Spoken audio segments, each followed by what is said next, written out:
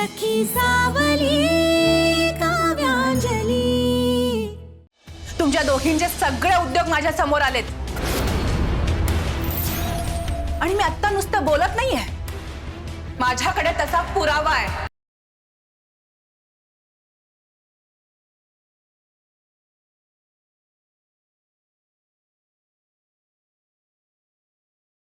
बघायचा आहे?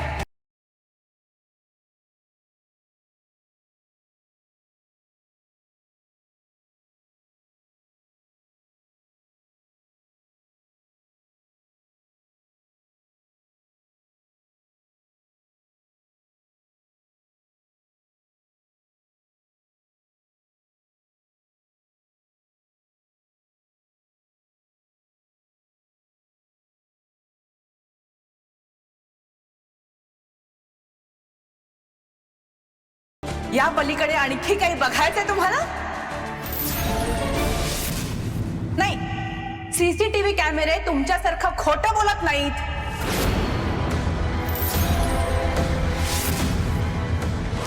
इथे क्लिअरली असं दिसतंय की तुमच्या बहिणीचा ऑक्सिजन सप्लाय कोणीतरी बंद केलाय। अहो अहो मग सांगा ना, कोण होतं ते? एक बाई आणि एक मुलगी ऑक्सिजन सिलेंडरचा नॉब बंद करताना दिसत आहेत।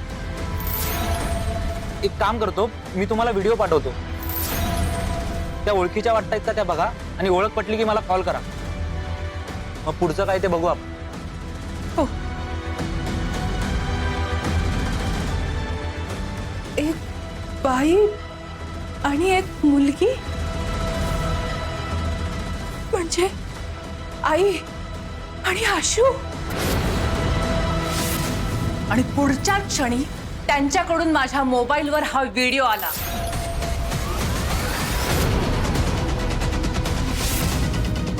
खरं तर लाडू अडगळीच्या खोलीत अडकल्यामुळे बेशुद्ध पडली हे कळलं ना, तेव्हाच तुमच्यावर संशय आला होता।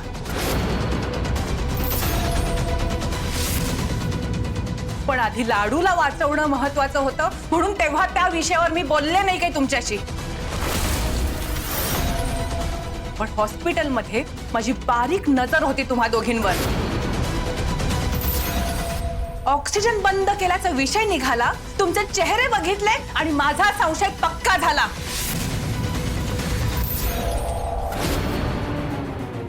आणि शेवटी हा पुरावा सुद्धा हाती आला।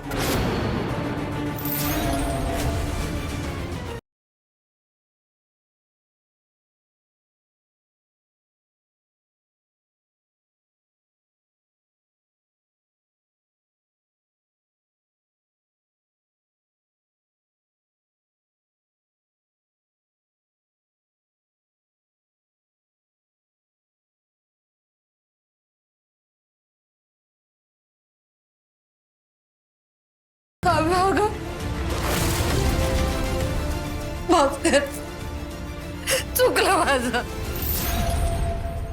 खरं चुकलं।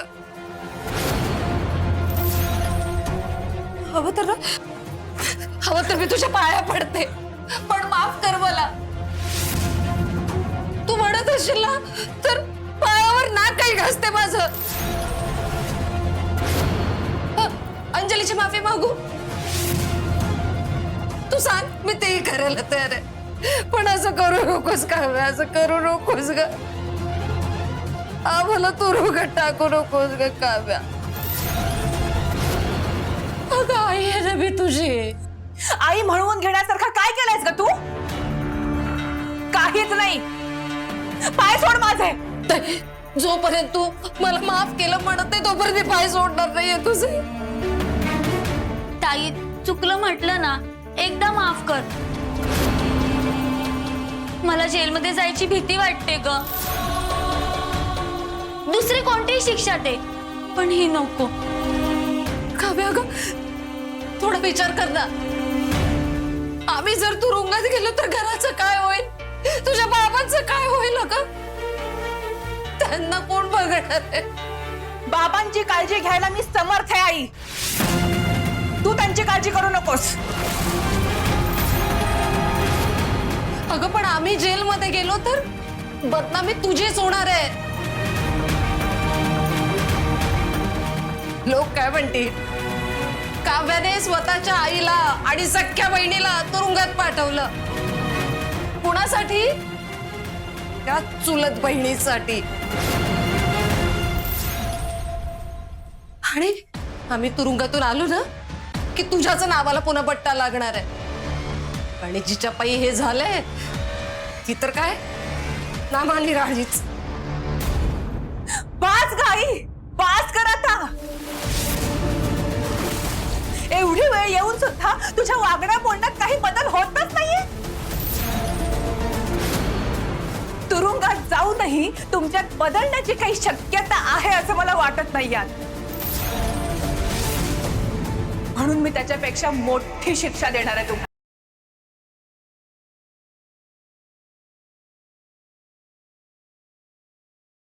तुमचे आणि माझे संबंध मी संपवते. तुम्ही दोघी सुद्धा माझ्यासाठी मेलात.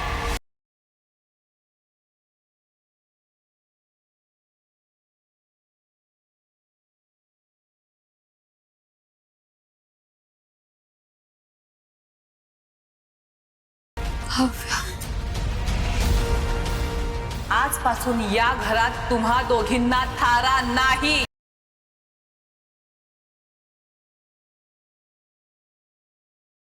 हे घर लाडूच्या बाबांचं आहे आणि तुम्ही तिलाच मारायचा प्रयत्न केलात.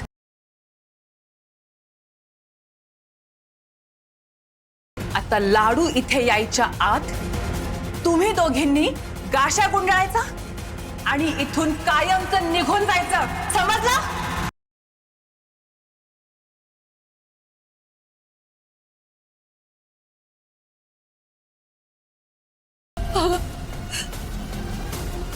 असं काय करते काव्य? अगं कुठे जायचं आम्ही? आमचंही घर आहे ना. तू असं अचानक आम्हाला इथून. हा माझा अंतिम निर्णय आई.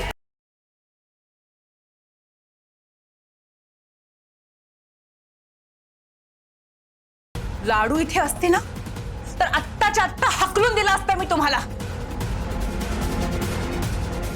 आणि हो, आणखीन एक, आत्ता जाताना मी घरातलं स्वयंपाकाचं सगळं सामान बरोबर घेऊन जाणार आहे. या क्षणापासून तुमच्या खाण्यापिण्याची सोय तुम्ही स्वतः करायची. स्वतःच्या कमाईवर जगायचं.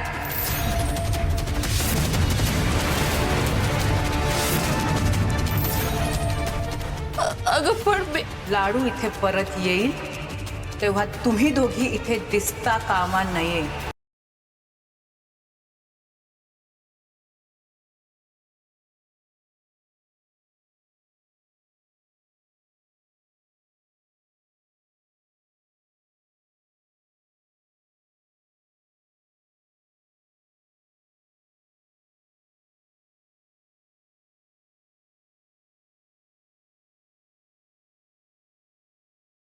ए नितीन भारद्वाज, तू काय हवेतच गप्पा मारतोस?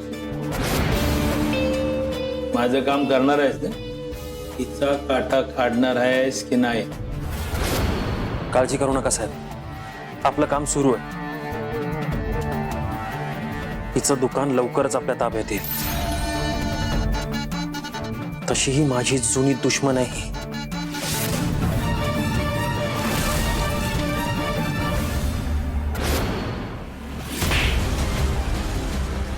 यापुढे कुठल्याही मुलीशी असं असभ्यपणे वागताना तुला माझ्या हातची चपराक तर नक्कीच आठवेल.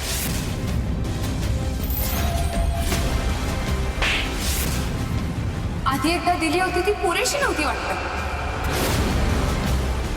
म्हणून ही आणखी. पण ही नक्कीच लक्षात राहील. सोड. तुझ्या प्रेमाचं भूत आहे ना, मी एका मिनिटात उतरवू शकते. निघ. हिचा माज उतरवणार आहे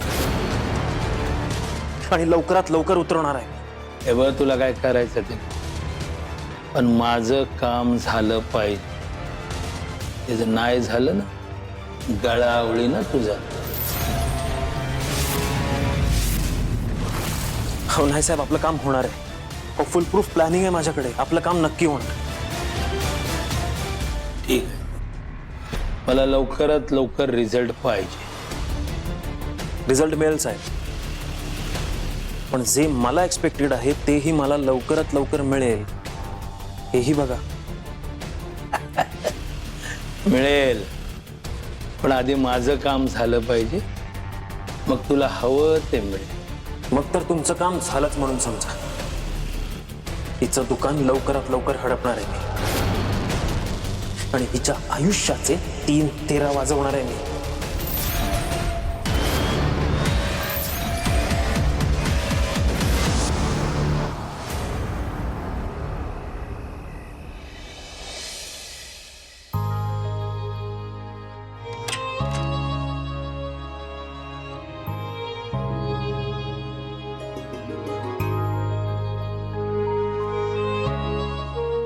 अंजली, मी कोण आहे माहितीये? मी तुझी अक्का आहे. नुसती अक्का नाही, अक्काई आहेस तू हिची. मोठी झाल्यावर ही हिच्या आईवर जसं प्रेम करेल तसंच तुझ्यावरही करेल, आणि तू सुद्धा आई बनून हिच्यावर तितकंच प्रेम करशील. मोठी बहीण म्हणून हिच्या पाठीशी उभी राहशील, म्हणून अक्काई. मस्त नाही काकू? अक्काई मला खूप आवडलं.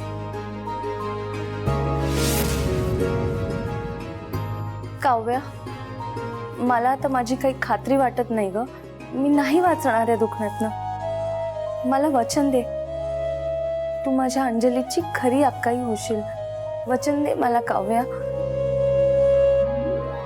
मी वचन देते काकू, लाडूची खरी खरी अक्काई होईन. हिची काळजी घेईन, हिचं सगळं करेन प्रेमाने.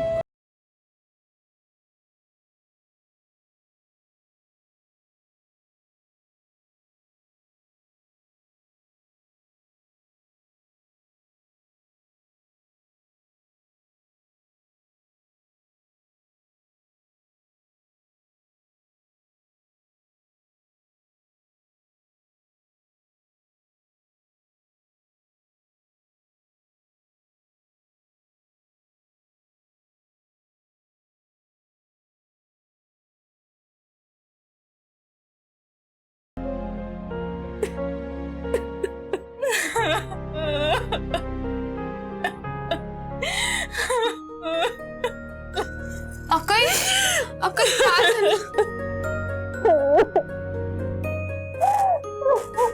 अक्काई काय झालंय? सांगशील मला काय झालंय? काय रडतेस तू?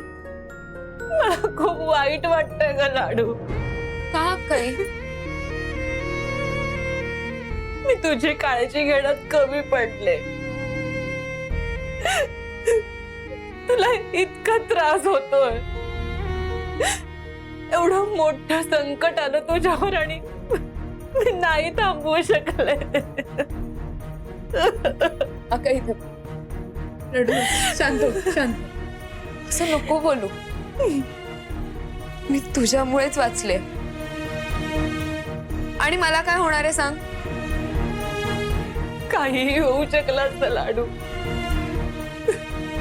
काहीही होऊ शकलं असतं तुला. काही विकृत माणसांनी तुला. अक्काई तू आधी शांत हो ना प्लीज. कुठली विकृत माणसं? काय बोलतेस तू? कोण काही बोललंय का तुला? काय झालंय सांग मला. कसं सांगू मी तुला लाडू? सांग ना. आपल्याच माणसांनी असा नीचपणा केलाय ना की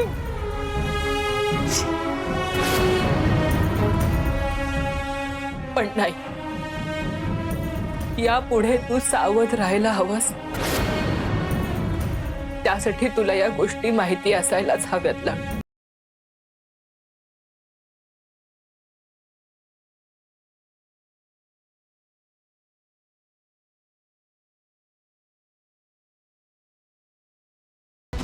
आता लाडू इथे यायच्या आत तुम्ही दोघींनी गाशा गुंडाळायचा आणि इथून कायमचं निघून जायचं, समजलं? या क्षणापासून तुमच्या खाण्यापिण्याची सोय तुम्ही स्वतः करायची, स्वतःच्या कमाईवर जगायचं. दोघींनी असं? हो, त्या दोघींचंच काम आहे आणि म्हणून त्यांना मी त्याची शिक्षा दिली. लाज वाटते ग लाडू. त्या दोघींना आई आणि बहीण म्हणायची लाज वाटते मला. आणि मला कळत नाहीये की एवढं सगळं चांगलं दिलंय मला देवानी, मग आई आणि बहीण अशा का दिल्या असतील ग? अक्काई, तू शांत हो ना प्लीज. अक्काई ऐक, अगं देवाचे खेळ आहेत ना त्यालाच माहितीये. आता माझंच बघ ना, मला आईचा सहवास फार काळ नाही मिळाला, पण मला देवानं तुझ्या रूपात आई दिली.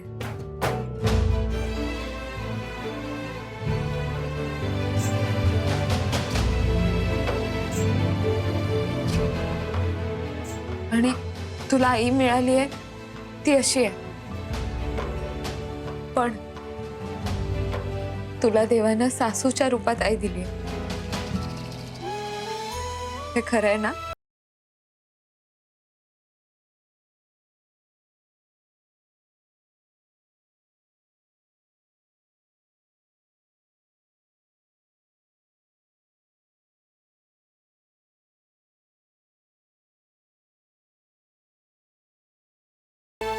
पण लाडू, मी खूप रागवले तुझ्यावर. त्या दोघींनी तुला अडगळीच्या खोलीत पाठवलं हे आधी का सांगितलं नाहीस तू मला? माझ्यापासून कुठलीही गोष्ट लपवायची नाही हे किती वेळा सांगू तुला मी?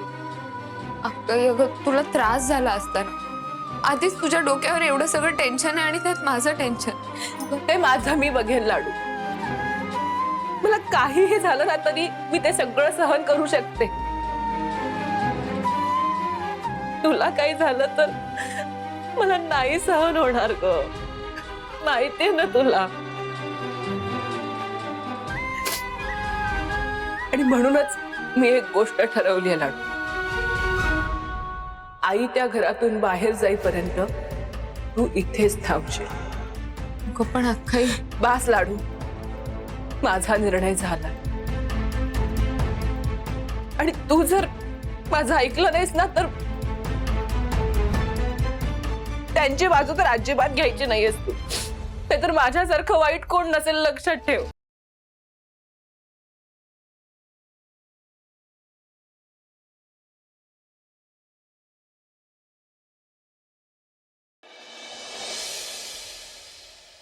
श्रेष्ठा, मी त्या नव्या क्लायंटचं PPT तुला पाठवलंय, मेल केलंय.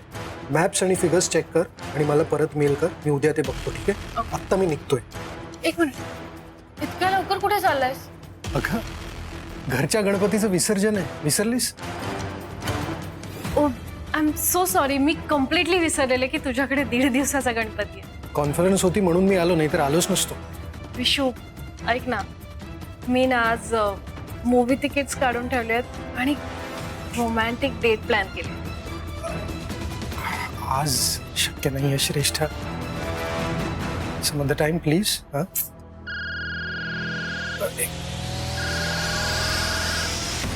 हा बोला. आईचं गुणी बाळ निघाल. हो हो, निघतोय. हो, चाल. विशू, नको ना जाऊस. जावं लागेल. असं काय करतोस? ते अनरोमॅन्टिक झालंयस तू. सिरियसली, मी तुझ्यासाठी एवढं छान रोमॅन्टिक मूवी डेट प्लॅन केलाय. घरी काहीतरी कारण सांग ना आईला. सांग की ऑफिसमध्ये उशीर होतोय. घरचे करतील ना विसर्जन. श्रेष्ठा, शक्य नाही, मला जावं लागेल. पण नंतर कधीतरी जाऊ ना, पक्का.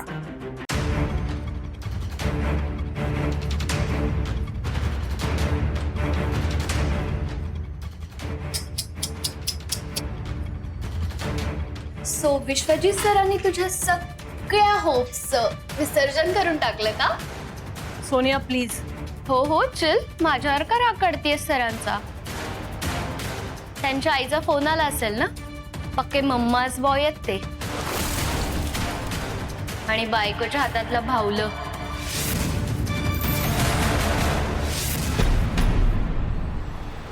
आता ऐकतोय तो आईचं आणि बायकोचं, पण लवकरच माझ्या इशाऱ्यावर नाचायला लागेल. मी उठ म्हटलं की उठेल, बस म्हटलं की बस. रिअली? म्हणजे नक्की काय जादू करणार आहेस तू? सांग की. सोनिया, टॉप सिक्रेट आहे ते. विश्वजित साठी आता श्रेष्ठाची स्पेशल जादू असणार.